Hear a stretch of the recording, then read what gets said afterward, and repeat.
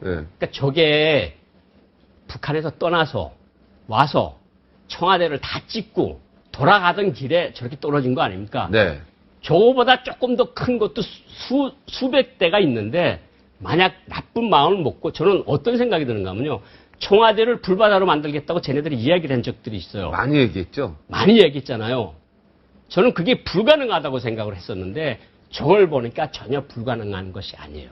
저기다가 조금 더 큰 비행기에다가 저런 무인기에다가 5kg이나 뭐 7, 8kg짜리 고폭탄을 놓고 어떤 사람의 창문으로 들어가서 터지면 어떡할 겁니까? 난리 나는 거죠.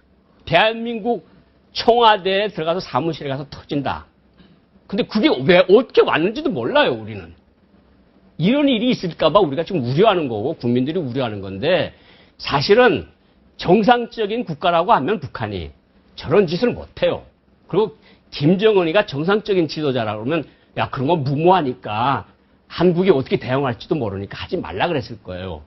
아마 김정일 정도도 저런 거 안 했을 겁니다. 아마 김정은 때 들어와서 아무래도 수많은 것들이 왔다 갔다 휴전선 꼭대기에 서해 5도섬들에 와서 정말 우리 배들이 평소에 서 있는 위치가 어디고 우리 K9 자주포들이 어디에 있는지 그걸 북한 아이들이 위성이 없거든요. 그리고 그전에는 러시아에서 약간 후진 해상도의 그 위성 사진들을 받았는데 이제 러시아도 안 주거든요. 중국도 안 주고 북한은 위성이 없고 그러니까 저렇게 유치한 방법으로 아주 우리는 사람들이 야 저급하고 아무것도 아니다. 그건 아니란 생각입니다. 저기다가 찍어가서 분석을 하면 청와대 대통령께서 계시는 데가 어디고 우리 용산의 국방부 장관 합참의장이 계시는 데가 어딘지 쟤네들이 모르겠습니까? 저런 비행기를 가지고 그동안 저 땅굴 때문에 잠을 못 잤는데 땅굴이 아니라 지금 이제 저 무인기가 굉장히 무섭네요. 그러니까 저게 들어와서 그죠? 지금 정찰을 하고 저 무인기가 수천 대라는 거 아닙니까 지금? 수천 대죠. 수만 대가 될 수도 있고요. 네. 야 이건 속수무책이죠. 만약에 수만 대가 떠서 사람도 없는 그죠? 네. 저런 조그만 비행기가 맞추기도 힘들지 않습니까? 저렇게 조그만 것들은. 근데 지금 제가 그냥 한 가지 좀 말씀드리고 싶은 거는 북한 자체로 만든 엔진을 단 그 고사포 영공 보호용 고사포 훈련을 하는 그런 거는 북한제 엔진을 계속 써서 지금도 소리가 납니다. 땡 하는 소리가 나서 사람들이 아는데 저거는 조용히 왔어요. 그러니까 저거는 비싼 거니까 캐논 카메라 뭐 여기서는 1,000불 100만 원짜리 아무것도 아니지만 북한으로서는 어떻게 보면 큰 돈이거든요.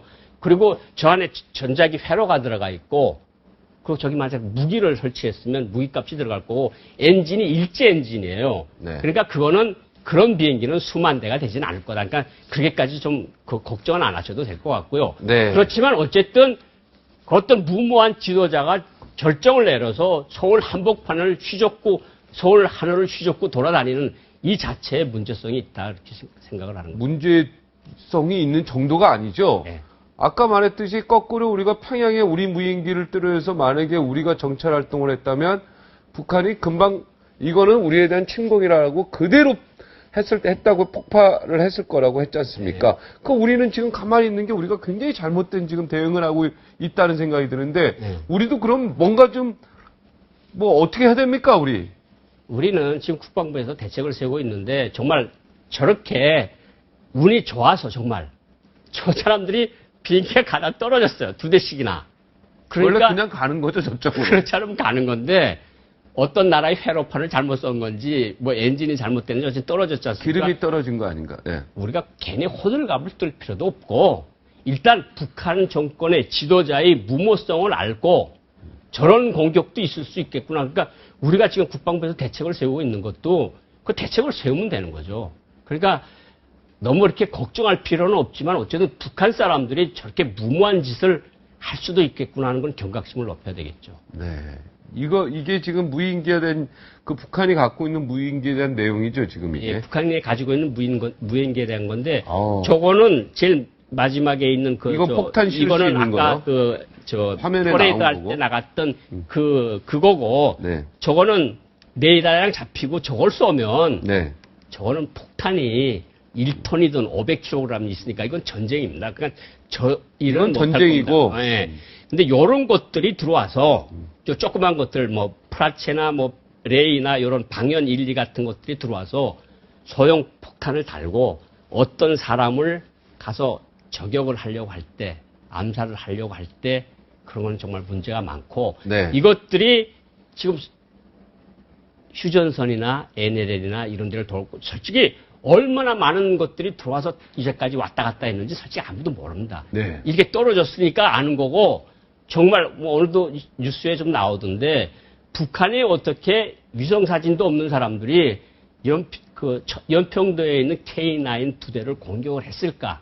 그러면 당연히 이런 것들이 날라와서 사진을 찍어가고 좌표를 찍어가지고 거기를 쐈다는 거죠. 그 천안함을 와서 공격을 했고. 그러니까 천안함 공격도 이게 이렇게 해가지고 얼마든지 가능하네요. 그죠? 충분히 가능하죠. 꼭 뭐 어뢰가 아니더라도요. 그렇죠. 야, 이게 참, 이거 어떻게 해야 되는지 진짜 국방부가 면밀히 좀 검토를 하고 이걸 침공이라면, 예. 이걸 지금 우리가 영공 침공이라고 지금 이게 무인기에서 가볍게 생각하는데 이러지 말고, 예. 이거는 침공이고, 예.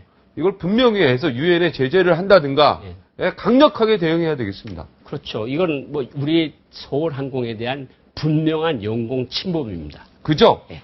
그러니까 이 침공인 거를 우리가 전 세계 만천하에 알리고, 예. 유엔에 제재를 하든가, 아니면 우리가 직접 공격을 하든가, 예.